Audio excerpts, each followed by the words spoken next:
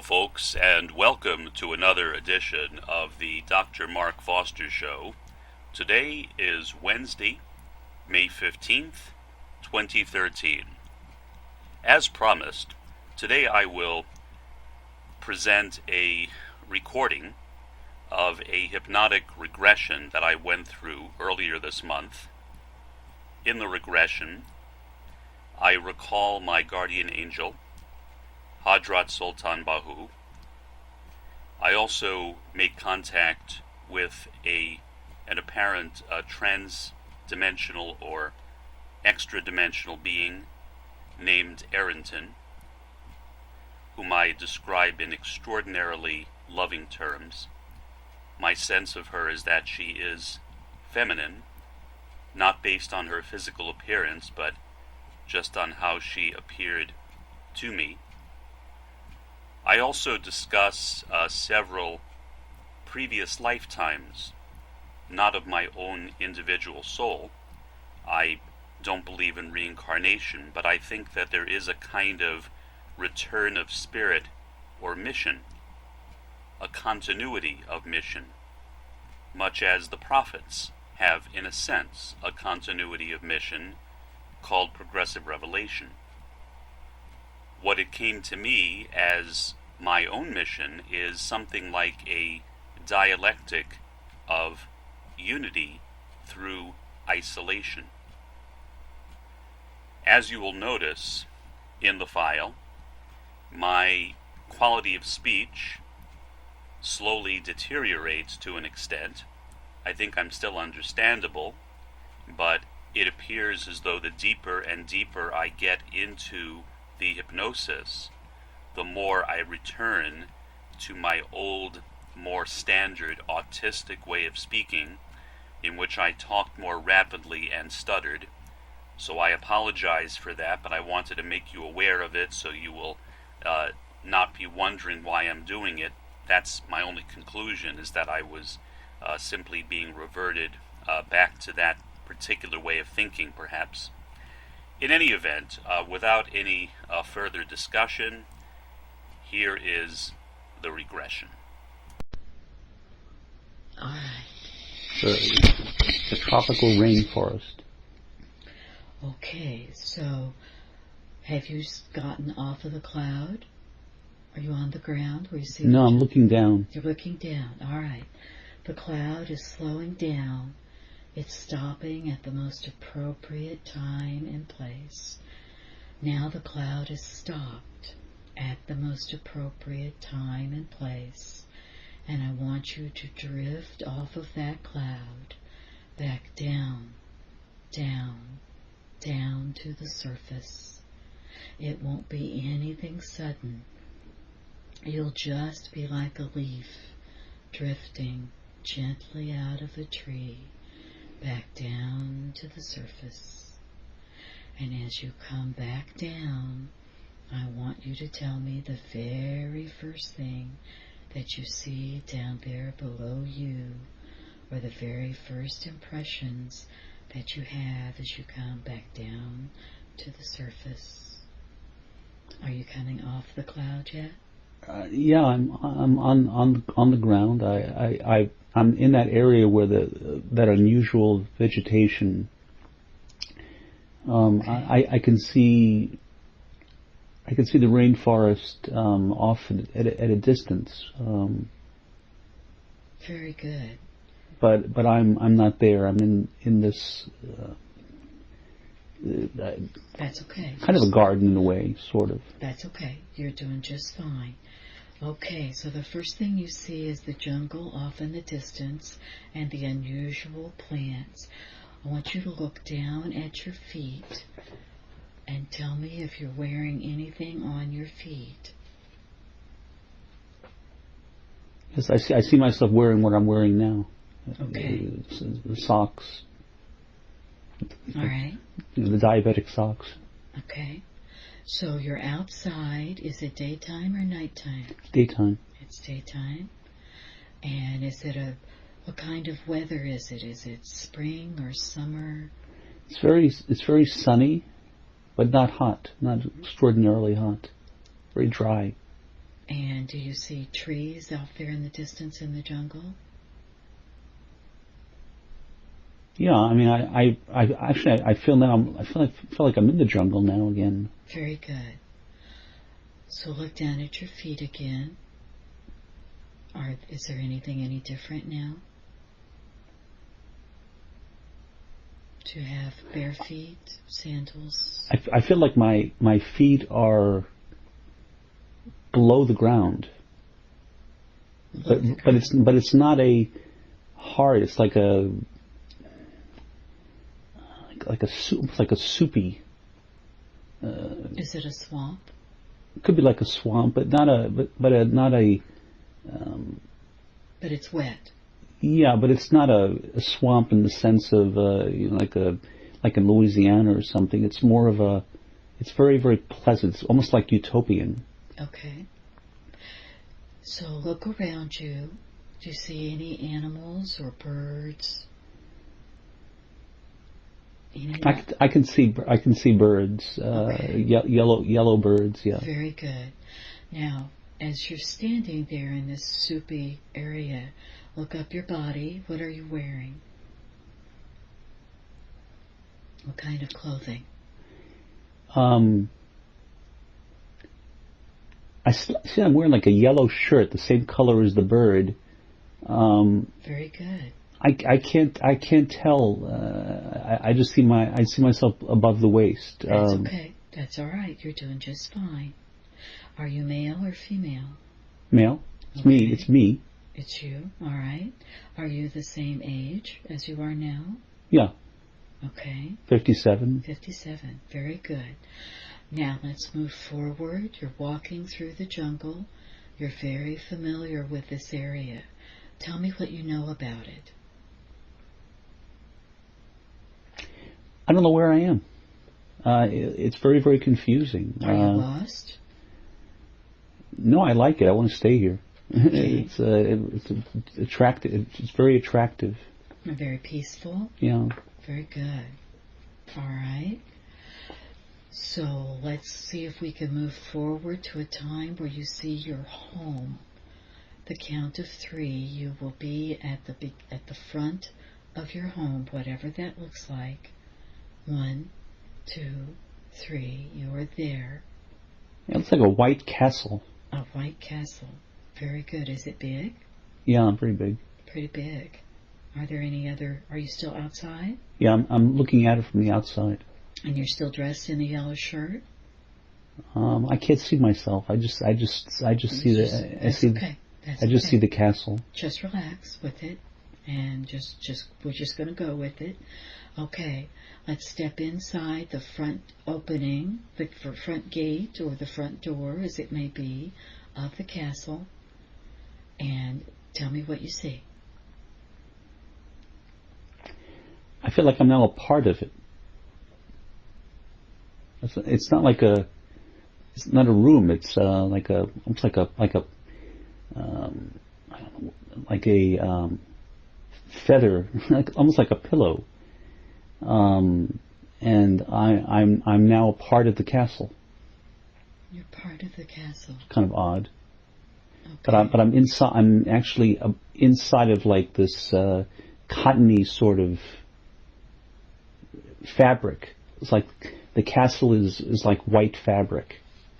Where is this castle? Is it on Earth? I don't know. Or is this another dimension?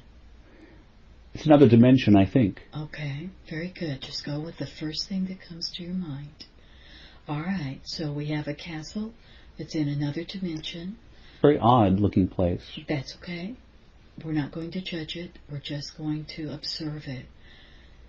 Just pretend that you're sitting on your own shoulder, just observing everything that happens. Okay. Now let's move forward until you find something else interesting. That might be another room, it might be another being, it might be scenery. Tell me what you see. I see that being with the picture I brought, that being with that kind of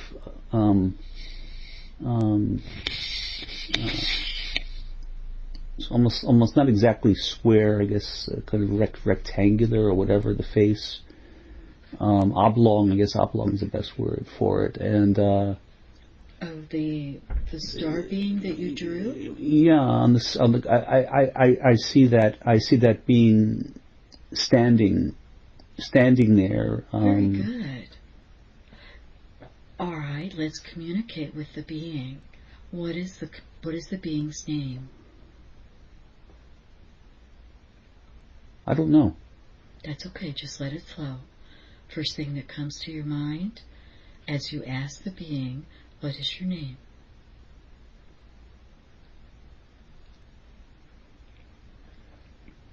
Erintin. Erintin. Erintin. Very good. And what world is this? Corinthia? I don't know. Corinthia, very good. And what dimension are we on?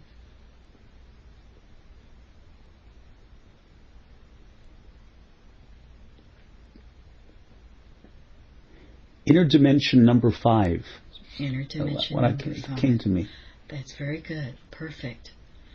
Now, is this where you originated, where your beingness originated? Were you born here?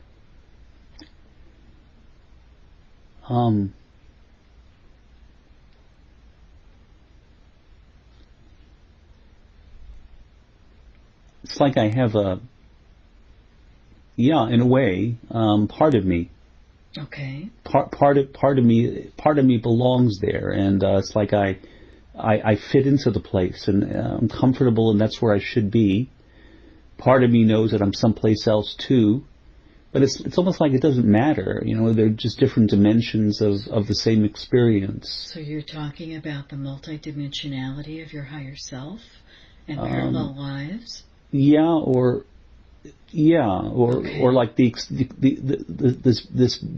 being that is just standing there, Erintin, I think. I want you to allow yourself to feel the love that this being has for you. The being does love me, but is not expressing it in a way that most people would.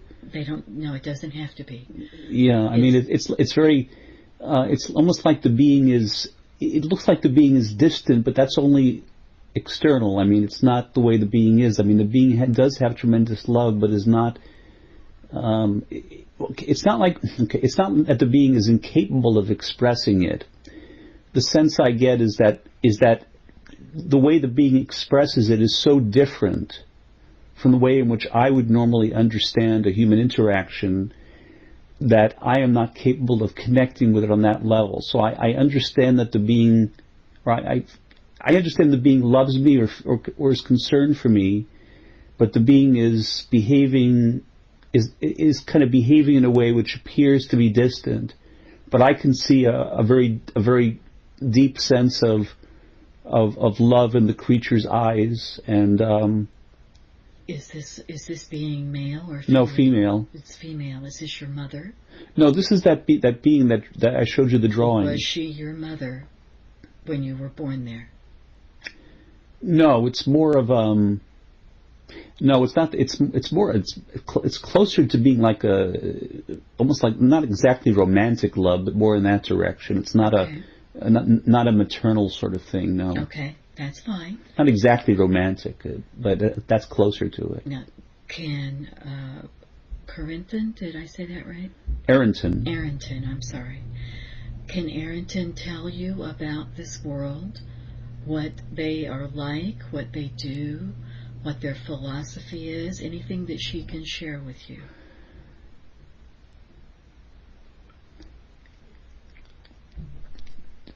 Their philosophy is peace for the many. That's odd. Peace for the many, pleasure for the few. I don't know what that means. That's okay. We don't have to know it right now. Peace for the many, pleasure for the few.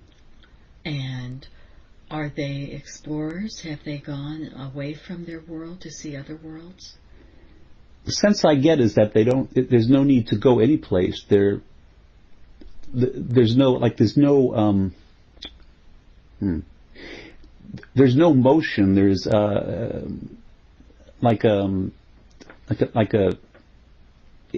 it's like the craft is a kind of almost like an extension of Erintin. It's a craft, but it's not really separate from Erintin. And it's a way in which Erintin, almost like a neural interface maybe, or something like that, a way that Erintin, and so there's no motion per se. Everything is neural interface. It's so whenever Erintin wants to have an has to have a meeting with, Erintin can do that. There's no place per se. It's more of a level of dialogue. It's more conversational. Are you saying they don't exist on a physical world, but rather in an energetic one? No, I think they exist everywhere. They're not. I mean, in other words, they can exist everywhere. There's no. They can't. I mean, I think Erintin is a physical being, but also terrestrial, also celestial, and on some level, and sort of moves between dimensions with, and when I'm there, I can do that with her. Yes. But I just watch her, and I just see her standing there with the same thing. So the very thin arms and very thin legs, moving them around, kind of like in just almost like a grasshopper almost, or a praying mantis, but not the face. The face is not that of a praying mantis, mm-hmm. but it's like that kind of limb motion. Did they evolve originally from an insect form? I think they are insects. Yeah, I think they are insects. Insectoid, okay, very good. Something, yeah. So the ship then is organically grown to match her brainwaves? I think the ship is a part of her. It's not separate. It's not like right. It's not a thing. Oh, she's traveling like in her astral body? No, it's an extension. It's an extension of her. It's a part of the neural interface. It's not. It's a way. In other words, it's the way that I can perceive her at a certain moment in time, but it's not. In other words, the ship is not exactly a physical thing. It's an extension of her thoughts. Okay, like a Merkaba. Could be that if you I mean to use that kind of I forget that guy came up. He has used that terminology, but do they still have Melchizedek fellow? Right. Do they still have a civilization where they live in any kind of grouping?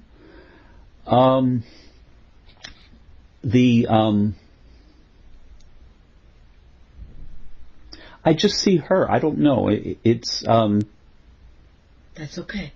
That's all right. There are others. It's almost like there are others, but it's kind of like it's not a civilization in the way people would think of a civilization in that it's very, very different. It's so different than anything that I've experienced. It's not. Okay. It's not like there's a it's a civilization in that people interact with each other that much. The interaction is almost like taken for granted, but the real interaction is not with each other. The interaction is with beings from other places, and so it's almost like a guardian angel sort of thing in a way, I guess. But it's like Erintin has that kind of relationship with me, and other beings might have similar relationships with other people. This almost sounds like some of the ways that you described autism is this connected to why you were born with autism? Because of the way the I think that yeah, I think that my isolation may be related to that, and that autism causes less of an emotional reaction, and they don't have. Maybe that's the reason why I was specifically drawn to her, and because of that particular characteristic. Right. It would make it easier for you to interact and to connect. Yeah, I think that's right. Okay, so now we want to ask the question then, when you met with Erintin, did you meet in a physical way, or was this all energetic and interdimensional? Erintin is a being. Erintin is a physical being as well as non-physical, and right. But no. I mean, the sense I have is that my meeting with Erintin is not physical. Okay. But because I'm meeting with Erintin through the neural interface. It's not a. Right. I understand. It's a neural meeting, but Erintin is also physical.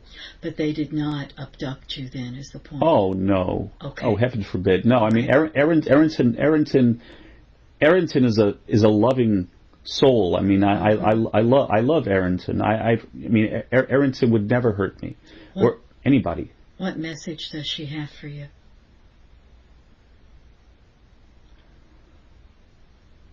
The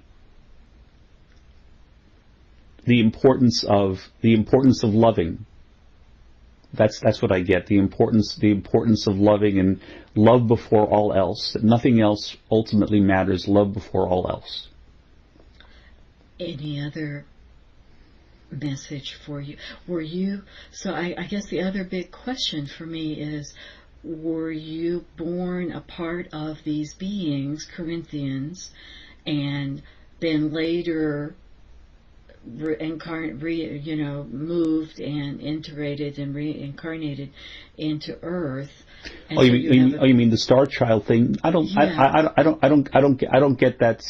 I don't get that sense. I get the sense that I am here, but that I have that relationship with her.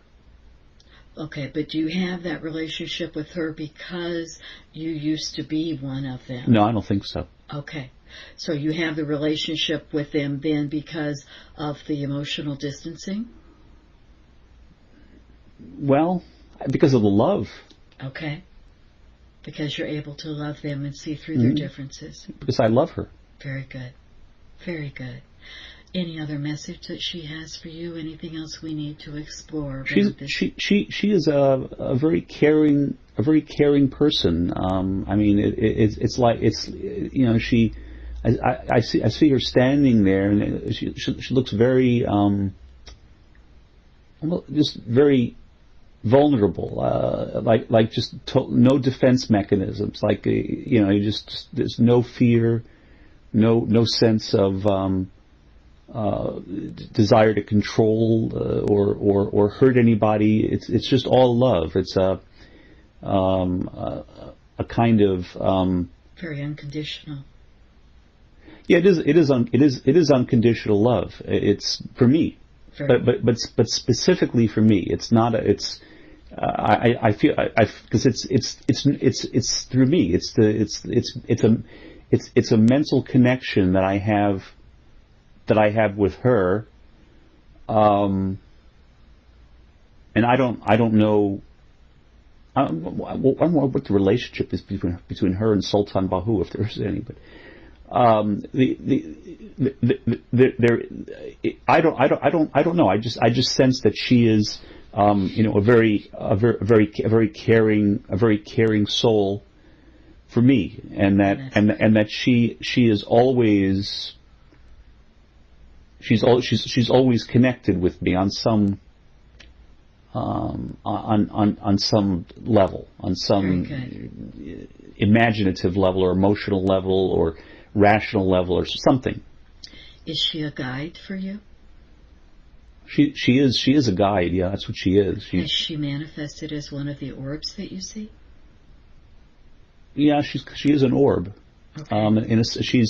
She is a manifestation of an orb. She can appear that way if she chooses. Yeah, she's not to say she's a manifestation of an orb. Okay. I'm not sure I understand how that's... In other words, the orbs can manifest in different ways, can appear in different ways. The light beings, and so she's a... But the picture you drew, that's her true being. I don't know. That's how I see her. Okay. Now. Okay. So she can change that form of the picture into the orb. She can appear however she wants. Okay. All right. Okay. Anything else that we need to know there?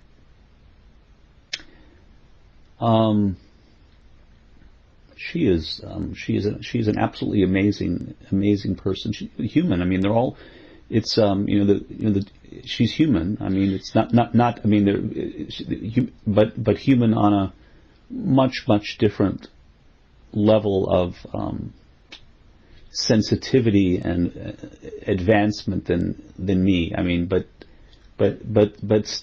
still a creature. I mean, she's there for me, but she's there for me not as a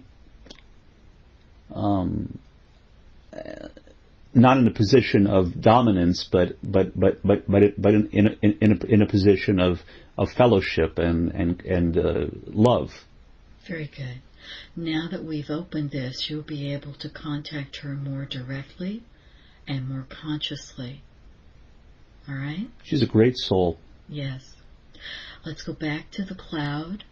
At the count of 3, you'll be on the cloud, nestling down into that soft, feathery, cottony feel, wrapping it around you, feeling warm and snuggly. As the cloud is once again moving back into another life, a life that you shared with the man you knew as your father, Harold, in this lifetime, but you knew him in another time. And we're going to take the cloud back to a critical time, a critical lifetime that helped to define your relationship this time. The count of 3, the cloud will be over that place, and you'll be floating gently like that leaf from the cloud back to the ground. 1, 2, 3. You're there. You know, it's odd. I see him as a serpent. Isn't that a snake? Okay. It's not, obviously, it's. Hopefully, it's not literal, but I see him as That's all right. We're going to go ahead and move forward. Are you outdoors or indoors? Outdoors. Outdoors. Is it daytime or nighttime? Dusk. It's dusk. Very good. And what season is it? Early fall, I think. Early fall. Beautiful time of the year. So there's a crispness in the air. Yeah. So look down at your feet and tell me what you see on your feet. Kind of like these red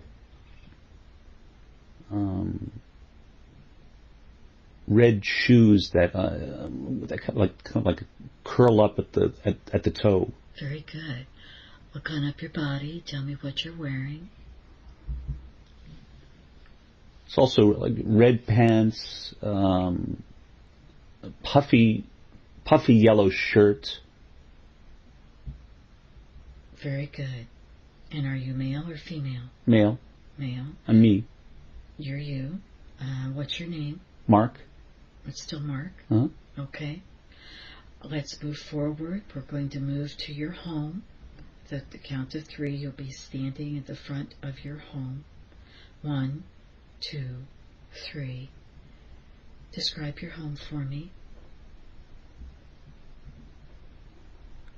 I get a sense of almost like a gingerbread house.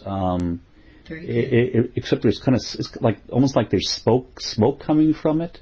So something's burning in the chimney. That's good. No. It's not from the chimney. Smoke. But it's not that. It's like not that kind of smoke. It's smoke that's coming actually emanating from the house, like a smokiness. Okay. Is the house on fire? No. Okay. All right. So it sounds like it's pretty anyway. It's nice. Okay, let's go inside. Putting your hand on the door handle, whatever that looks like, and stepping inside. Describe the room for me. It's kind of barren. There's nothing in there. It's just Table, chairs. nothing. Nothing. Nothing. Fireplace. No, it's an empty room. Is it a dirt floor? Or is there something on the floor? It's like a wooden floor. Yeah. All right, very good. Is there anybody else there in No. the home? Okay. No, it's just empty, and it's really, really large. Okay, very good. Well, we're going to count to 3 and move to dinner time. You're sitting and having supper with whoever you live with there, including your father. And we're going to see who those are. The count of 3, you will be there. 1, 2, 3. Are you sitting at the dinner table? I'm at a dinner table. I can't see who else. I don't see anybody else there. I see just like a fog. Okay. Can you feel your father? Can you sense his presence?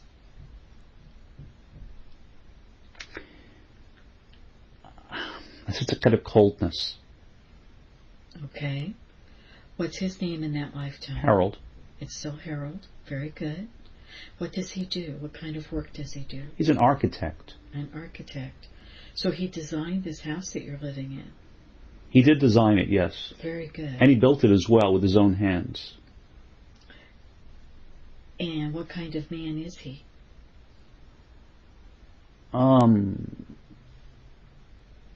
Very like a woodman, very, very rugged, outdoor, dark hair, very practical, very, very, very unlike my father in that sense. My father tried to be practical, but he didn't succeed very much at it. But okay. Although he succeeded because he had help from a lot of other people, his co-workers and co-owners or whatever. Let's stick with this life as the architect. Can you sense any other brothers, sisters, mother, aunts, uncles around you?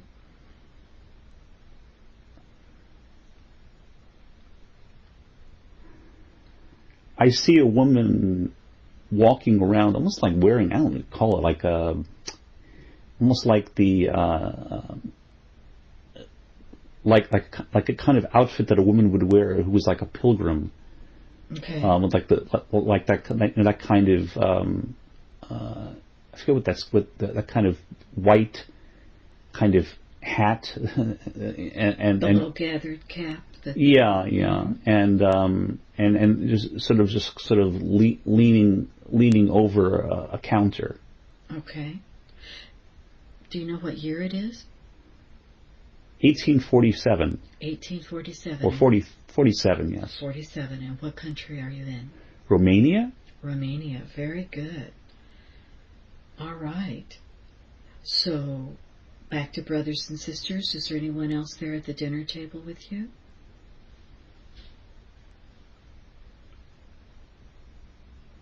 I don't see anybody else, no. Okay. I'm the only person sitting down. The woman is there. That's good. You know, in the pilgrim outfit, and the man is very, very rugged and sort of I don't know, doing something, but I can't tell exactly what it is. That's okay. You're doing very well. All right, we're going to move to an important day, a day when something important happens. The count of 3, you will be there. All right. Okay, what's happening?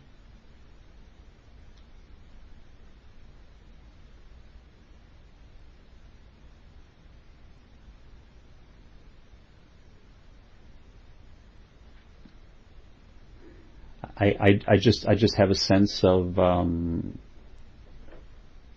peacefulness and almost like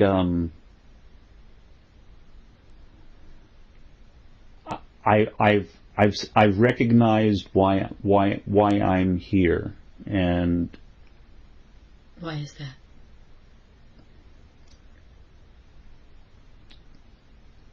To be of service. Not, I mean, that's why I'm here, to be of service, and that's it. And I have no. Are you talking about in that lifetime in Romania?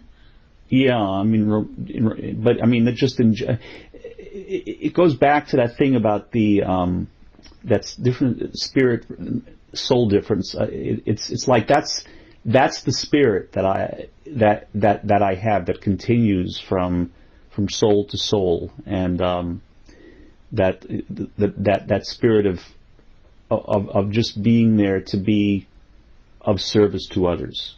That's what I sense. It's just as a willing instrument, but that's not exactly the right word, but maybe like a conduit of some sort to help other people reach things that they probably could not reach on their own, and so that's what I sense myself there as, that I see myself as in that condition of being a servant, a servitude, in a positive sense. And did you choose this family in order to fulfill that need to be of service?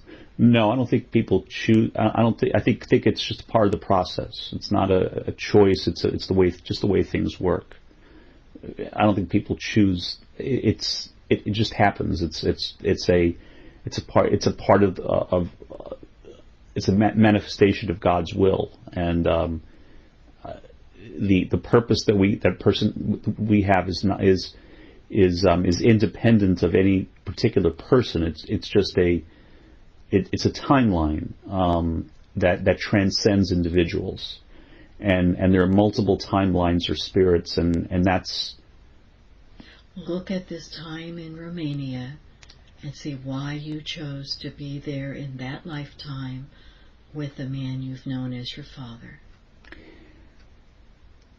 I feel like I don't belong there, to be honest. Right. But there must have been a purpose and why you chose to come in to these two parents.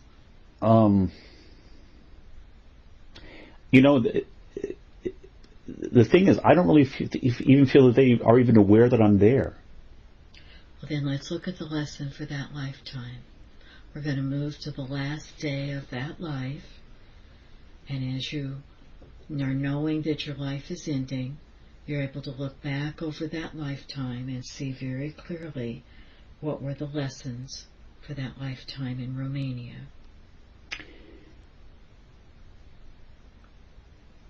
I've learned to appreciate torment, or even torture, and it's kind of odd but being tormented or tortured in that sense, and having a very, very stressful and tumultuous life, and I've learned that there is some value in going through that I have a sense of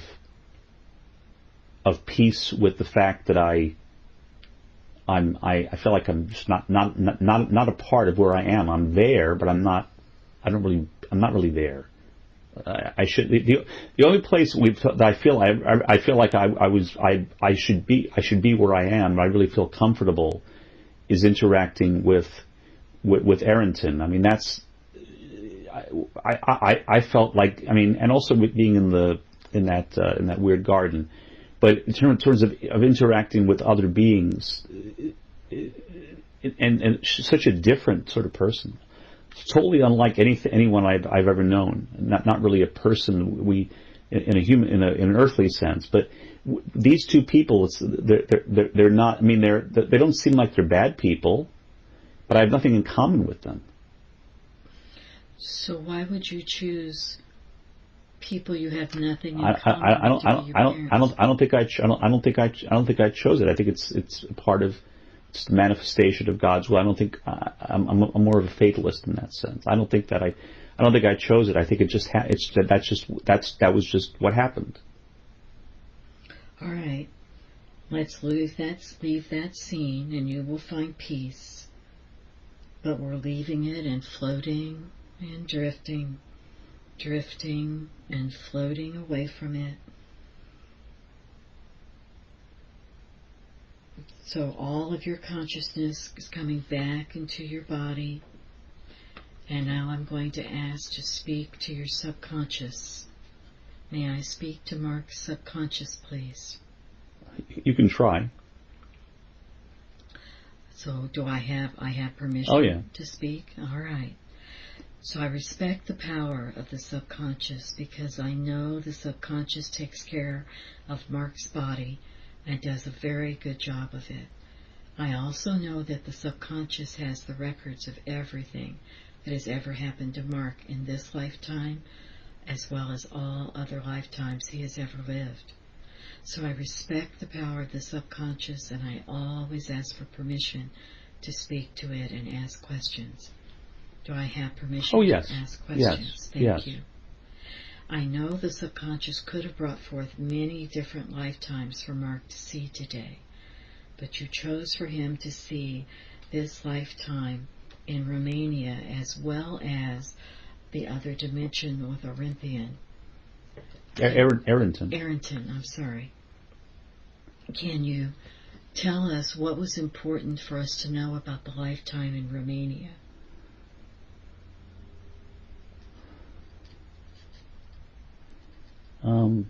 To appreciate the value in isolation. That isolation is, I think that's what I get a sense of, that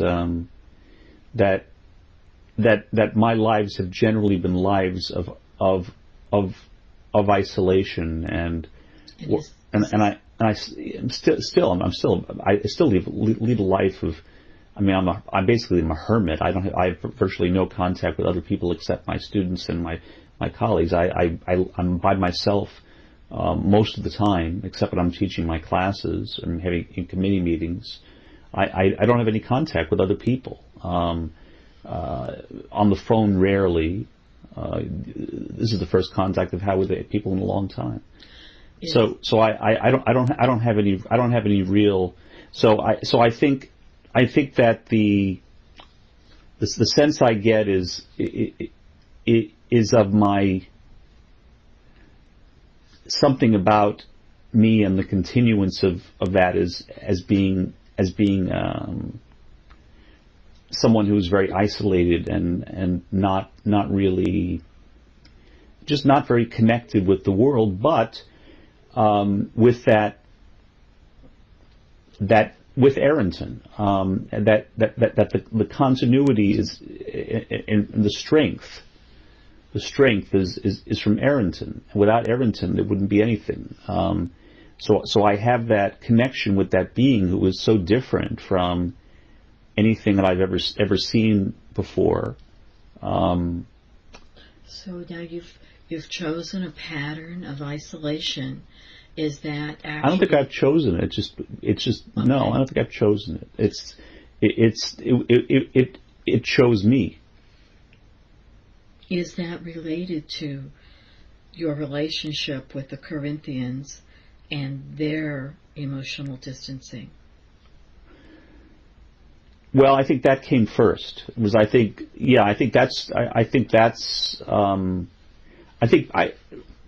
I sense is that people who are in that line or spirit or lineage, that we all have that same, that there really is no separation. The separation is just so imaginary. There's just no separation. But then there would be no need for isolation either. Well, the isolation to me, that's not separation. That's unity. Is isolation is a means to find unity? Is that what you're saying? Yeah. All right. Now I understand. Okay. So Mark had some questions about some of these other experiences that he has had, and he's had multiple visions of a light being. Is that Erintin?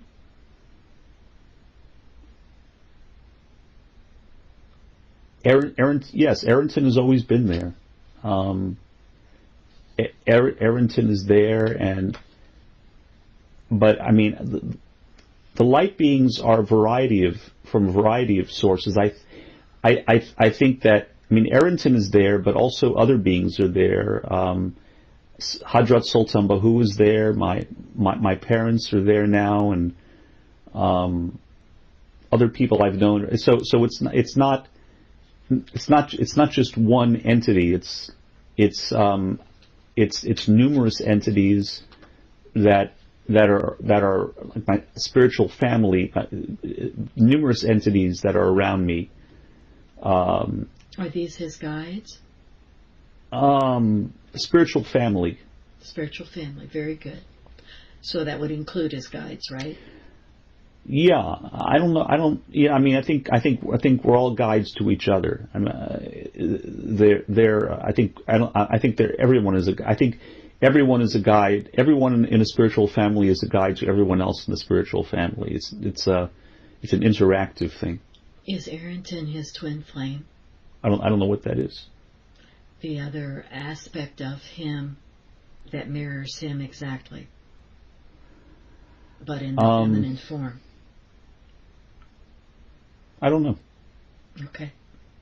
All right. He had a dream about a series of meteors and asteroids and comets descending all around him. What can you tell us about that, what that meant, and why this was significant? It's going to happen soon. It's going to happen soon. Was this a warning to him then? Yeah. Not to me. A lot of people. But yeah, I mean, I don't know how soon, but this year. I don't know. Okay. Soon. Right. I mean, it could be. But it's in other words, the sense I get is that it's not that it's happening now. I mean, there's so many planetary objects around that are being observed, and so it's not an issue of it's already happening, and I think it'll just intensify. How long that will take, I don't know, but I think that we are in that time frame right now where that kind of celestial activity will continue and intensify, but I'm not sure exactly how long it'll take until it reaches a crescendo of any sort. Is this going to cause loss of life and damage to property? Yeah. I mean, it's going to be massive. Any particular country or countries where this will occur? I think it'll be a global thing, but it'll be mostly in the West. Mostly in the Western world. It's the West. So mostly America and Canada? And Europe. And Europe, okay. All right. Is this part of the cleansing process? Yeah, it's a cleansing. Honestly, it's a cleansing. It's a cleansing from us. I think it's almost like, we're the virus on the world, and the Western world. I mean, this Western materialism and this in the United States, Pax Americana, this kind of dominionism. The virus is us, and collectively as a civilization. And I think what's going to happen is I sense is that the world will be cleansed from us, and then it will be able to move on. But it doesn't really matter, because we're all, I mean, there's a continuity. So if any of us end, we go on anyway. It's to the next world, and other people will come here and replace us. So there's too much emphasis people put, I think, on this world. But it's us, and we are the beings who are going to be cleansed. In other words, we are the dirt. You're not talking about a total global cleansing. More the West. More the West, all right. And yeah, other place, but mostly the West. As the superconscious of Mark, will you keep him safe? I'm safe. I'll be around immortally. I don't know if that's a word, but I don't think that I will be around after this thing happens. No, I don't think most people will. I don't think this area will be around. Okay. It'll all break up Okay. into different land masses. I think is what I see. All right. Like islands. This area will become islands. Okay. All right. So, some places are going to go underwater. We're not going to go on. It'll just break. It'll like the earthquake activity, the strange sounds people are hearing. Earth is breaking up, and it's especially in the West, and so it's not other parts of the world too. There's not much longer that Western civilization has before it totally falls apart. Thankfully. Okay. And so the next one is that he saw the U.S. making emergency preparations for a limited nuclear attack. Do you still see this one coming? Yeah, I think that the preparations are happening right now. I don't know whether there will be a nuclear attack or not, but I think the preparations. I think that the preparations have been going on for some time. Was this related to the Boston Marathon event? I think that some of the same people may have it's hard the investigation, I guess. But I think that some of the same people might be involved in it. Some of the same networks, whether in Chechnya or some of the same people that were involved in either maybe who had contact with this older guy who's dead. It's not these two people in particular, but I think what will happen is that it will come out that there was something larger than just these two guys. Not larger in the sense that these two people were intentionally. I think these people had their own motivations for what they did, but I think that there was something else going on these two people were being used by whatever that is, and so I think that's it's part of it, but not the same, not exactly the same people. Is this connected to the Illuminati and their desire for control? No, I don't believe in Illuminati, but all right. As a sociologist, especially, but I think there are conflicting power elites, call a matrix of domination, people occupying simultaneous positions of domination and dominance. But I'm getting into my head. But yeah, so it's hard for me to talk about something I actively debunk online all the time. Okay, all right, that's all right. We'll just let that go. Yeah. Just relax into your superconscious. So he has seen an orb and would like to know if it is his guardian angel Bāhū. Ḥaḍrat Sulṭān Bāhū, yes. Okay, and this is the orb that he has seen? Ḥaḍrat Sulṭān Bāhū, yeah, is there, is one of them. Okay. Ḥaḍrat Sulṭān Bāhū opened it up, and it's a family. I think Ḥaḍrat Sulṭān Bāhū had a role, and has a role of connecting me with. I think ultimately, I think the connection. Ḥaḍrat Sulṭān Bāhū opened me up to being connected with Erintin. It's like, you know, I mean, Erintin was the person, the being I needed to discover, and I discovered Erintin through Ḥaḍrat Sulṭān Bāhū.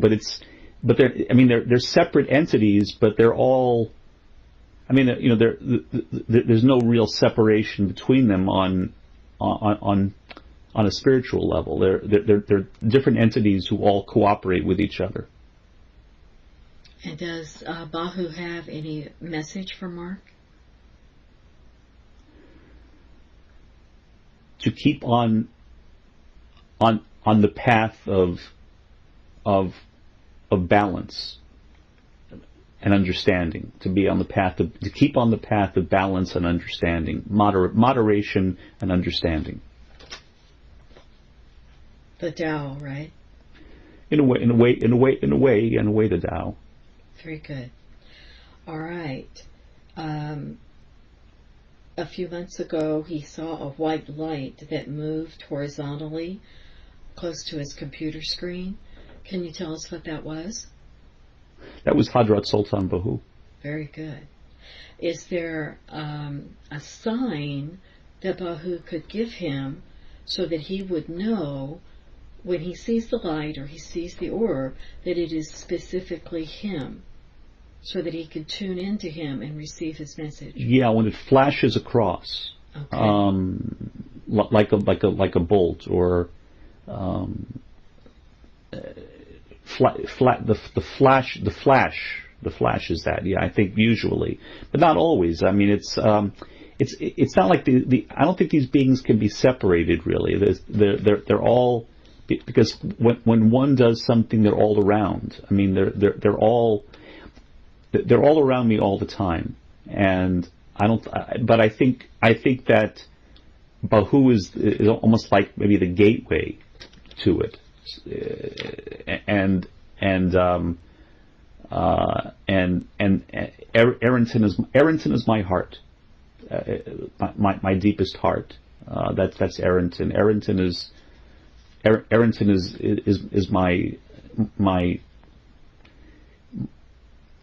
my sense of connection, or my she is my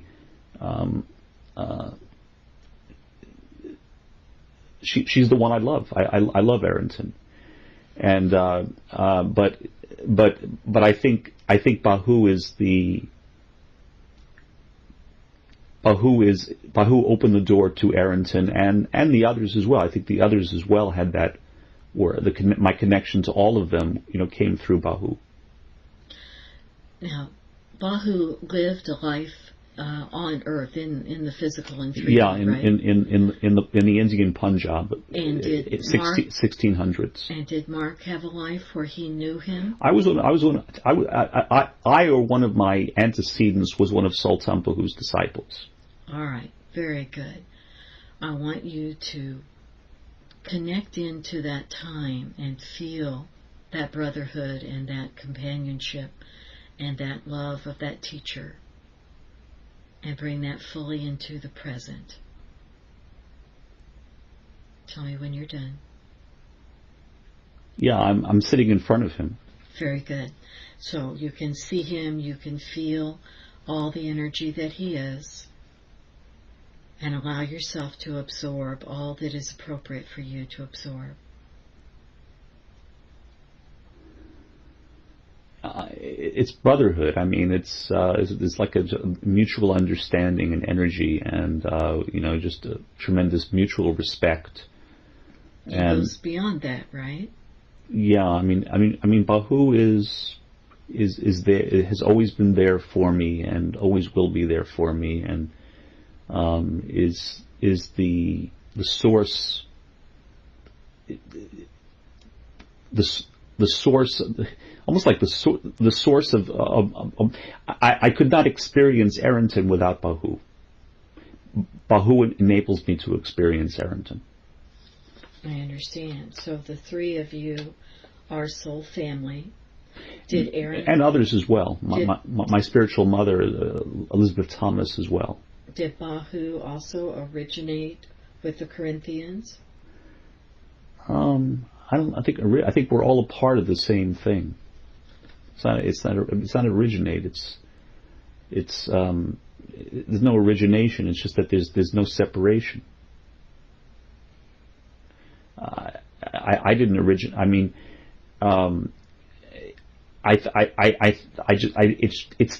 it's just that the connections, as I say, they're so different than what I thought even just earlier in the day. But the connections are so deep that they're entirely different from what most people think. They're not.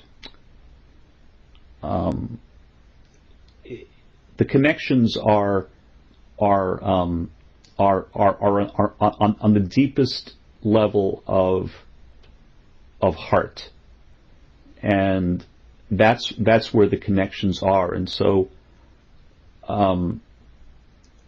Bāhū opened my heart to Erintin. Very good. All right, and now you talk about the flash of white light, that when you were thinking about the environmental catastrophes. Yeah. Yeah. Soon. Was that Bāhū also? I think that was Erintin. So she was connecting with you to feel more love for this circumstance? Well, through Bāhū, yeah. Okay. Through Bāhū. Very good. So there have been some things in Mark's life that I'm hoping that his superconscious can help us to have a better understanding of. And one of those is that he was born with autism. Can you tell us about the lifetimes that may be connected to or led to this lifetime as an autistic person?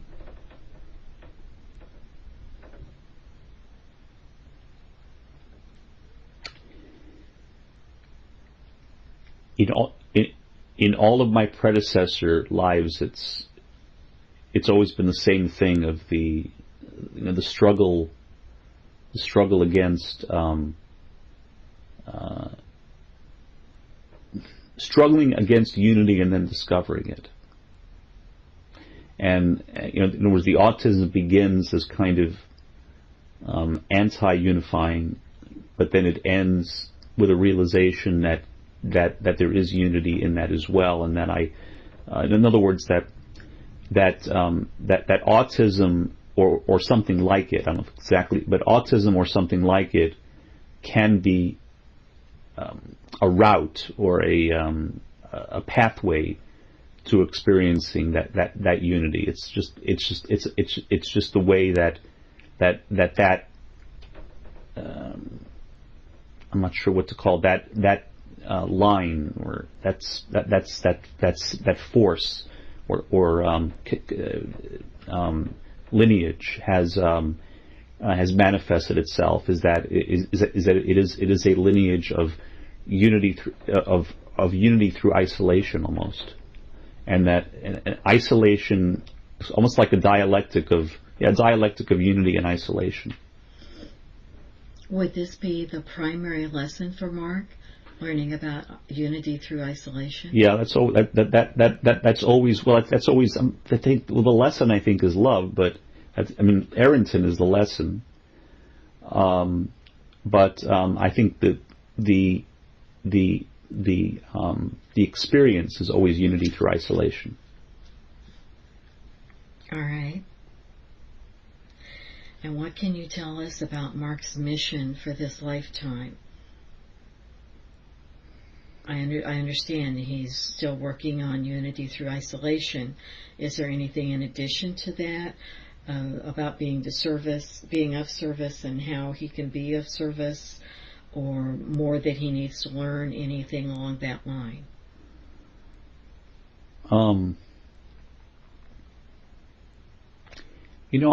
The sense I get is that.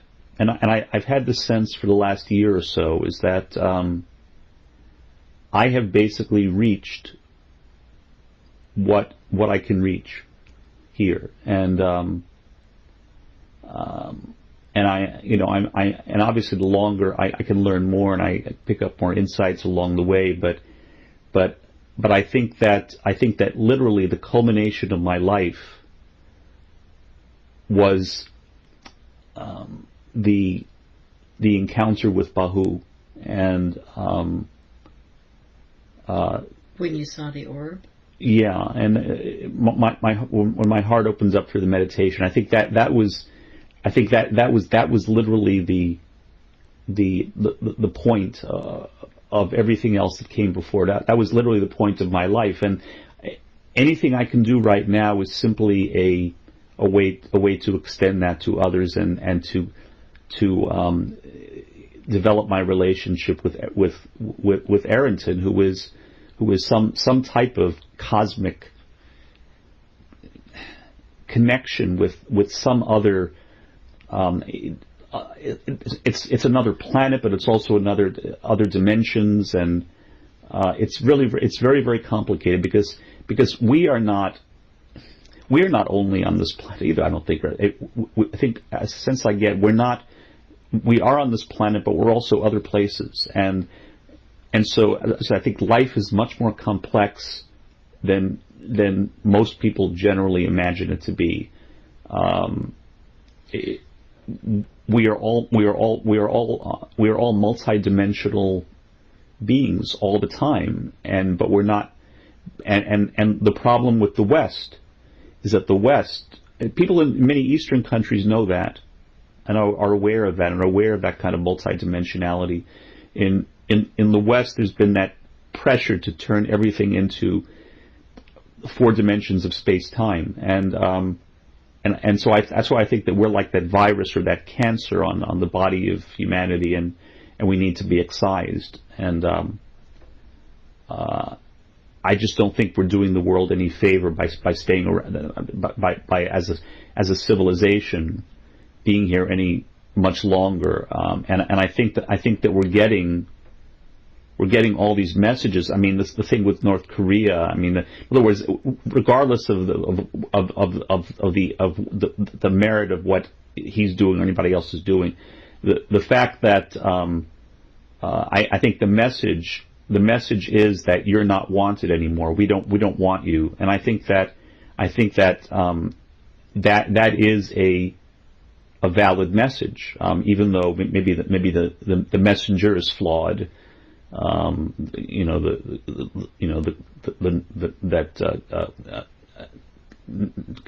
that 29-year-old Korean guy, Kim guy, the messenger may be flawed, but the message is a valid message, and we're not listening to the message. We're trying to find excuses to justify dominance, and I think that's the mistake. The mistake is that we're even after we didn't. When 9/11 happened, the message should have been unity and understanding and appreciation. Instead, the message became dominance. Really, the mistake's been made by Western civilization, but attempts made to bring the West to help the West or save the West from its own destruction, but it just hasn't happened, and the West, the West is just holding the rest of the world down, and it just can't. I mean, it's reached a point where it's a breaking point, and I just don't think that the world can continue in the way that has been continuing with this Western dominance and this rabid libertarian individualism and sovereign citizen stuff and patriot movement and all that liberty and constitutional idolatry and just all this really Alex Jones and Ron Paul, all this cancer. It's we're killing the planet through everything, fracking, whatever we're doing everything in our power to, not necessarily intentionally, but just because of greed, we're wrecking the planet, and since after World War II, the message has been clear. The message has been from the angelic realm, including the extraterrestrials. You're wrecking the environment. You're destroying the world with atomic weapons. Stop using them, or we'll stop you using them, which they have. Stop wrecking the environment, but we've still continued to do that. There's no way, given the law of divine justice and the need for the weak, the poor of the world, the weak, vulnerable people in places like North Korea, and like Haiti, and that people that have suffered and have not, and basically that we've been grabbing everything and they've had nothing. There's no way that condition of injustice can continue, and it's not going to. It's not going to continue. It has to reach an end for the sake of justice. It just can't continue. And I think that's what I was given. I was given that sort of dream and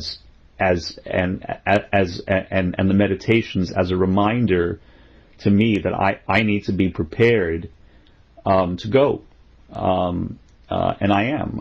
I've never been attached to this world. Never. I don't like this world so much. It's all right. I don't hate it.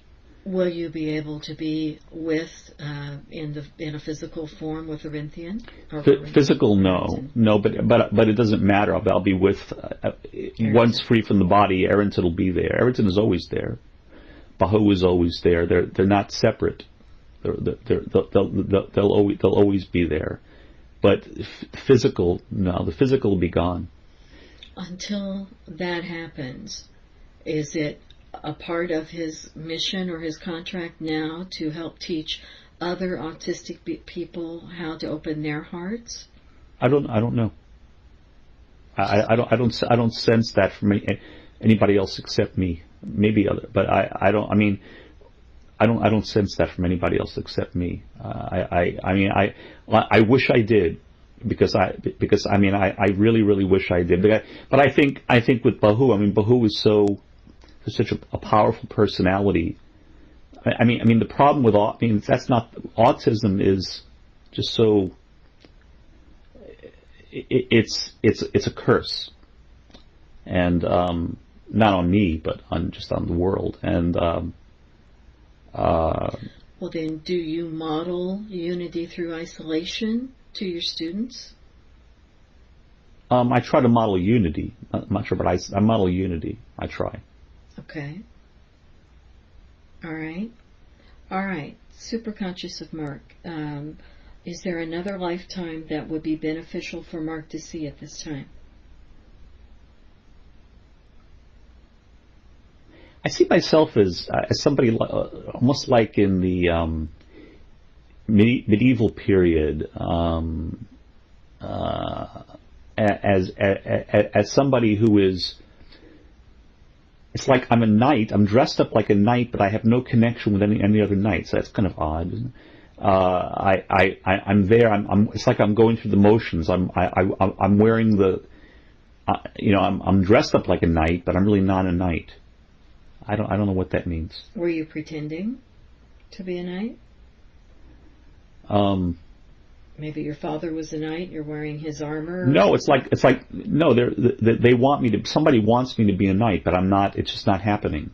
I can't be. It's just not working. It's like I don't identify with it. Okay. I can't relate. I can't relate to the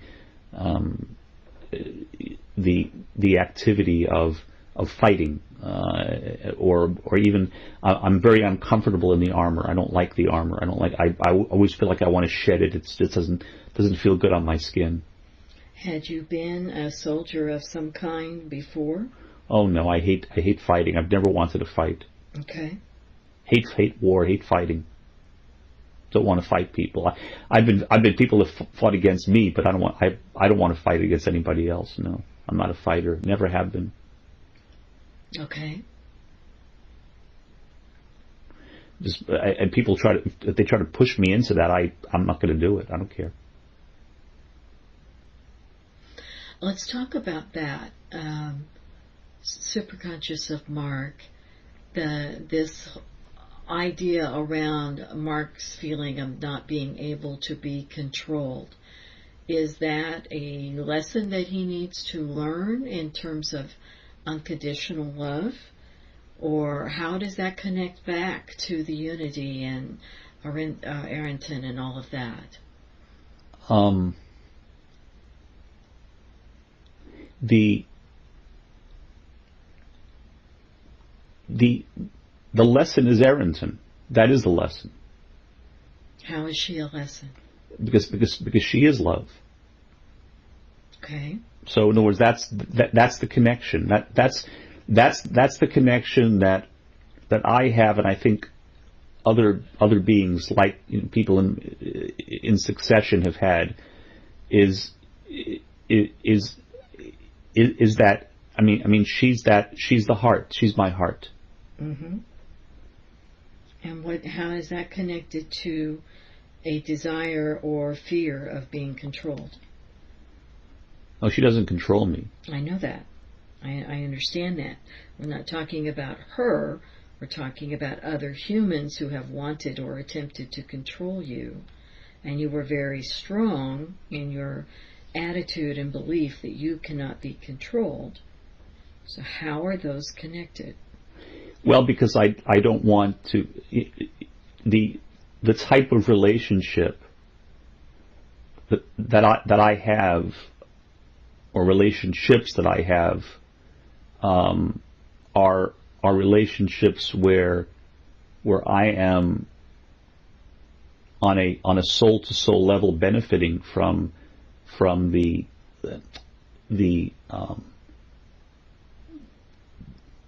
this kind of this unity, this sense of unity. In other words, it's anything which seems to contradict that unity, including control contradicts unity. So I have a very, very negative reaction against anything which contradicts unity, and control is a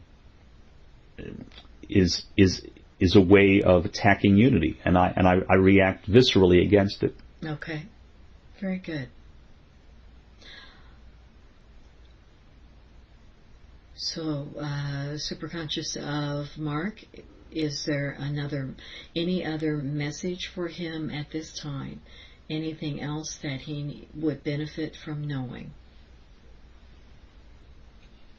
The words came to me. I enjoy being happy. I have no idea what that means. I enjoy being happy. Of course. I don't know what that means, though. It's kind of an odd thing to think. Do you not know what being happy means? No, but I don't know why that thought occurred to me. That's okay. That's all right. You can contemplate that. I mean that seems pretty commonsensical, but it just occurred to me. Okay. Now I'm asking the subconscious to recede to where it belongs with much love and thanks for the help and information it has been giving Mark today.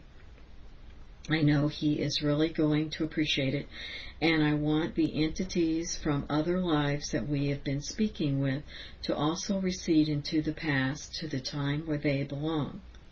With much love and thanks for the information they have given us, and remember the things you were watching are from the past.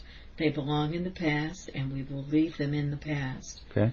We only bring them forward as a curiosity to learn from, to have information to help apply in the present lifetime. Okay. In that way they are valuable and have importance. But as Mark listens to the recording, goes over the material and puts it into place, it will not bother him in any way, mentally or physically. That is very important. Okay. It will not bother him any way, mentally or physically. Now I want all the consciousness and personality of Mark to once again return and fully integrate back into his body completely. Okay. Now all the consciousness and personality of Mark is once again fully integrated back into this body, replacing all the other parts we were speaking to. Yeah, I feel that. Good. And I want Mark to move up, up, up, through time and space and orient yourself back into the present day and time. This is Thursday, May 2nd, 2013. You are lying here on the bed in Jean's house, and you just had a very interesting experience. It was very interesting, wasn't it? And I want you to remember that the present life you are living now is the most important life of all, because it is the one you are focused on at the present time. Any information we can find in this way is valuable, but it will not bother you in any way, mentally or physically, as you understand it and put it into place. That is very important. It will not bother you in any way. In a moment, I'm going to count to 10, and on the count of 10, you'll be wide awake, feeling wonderful all over, as though you've had a nice nap, a nice sleep. Okay. You will feel truly rested and refreshed. Anytime you do this, it will always be an enjoyable experience. Now follow me up as we go, and on the count of 10, you'll be wide awake, feeling wonderful all over. Sounds good. 1, 2. You're beginning to breathe a little faster. Your blood is beginning to circulate a little faster because you're beginning to wake up now. 3, 4. You're becoming aware of the physical body, very much aware of the physical body. You can move your arms and legs around to get the muscles working, the blood circulating, because it gets tiring lying in one position like that. Yeah, it does. We're getting everything moving again because you're very much aware of the physical body. Mm-hmm. You're focused on it now. You're beginning to wake up now. Okay. 5, 6. You're becoming aware of the sounds in the room and the sounds outside of the room. You are very much aware of your physical surroundings. You're oriented back here in this time, in this place, and you're beginning to wake up now. 7, 8. You're coming out very nicely now, very nicely. 9.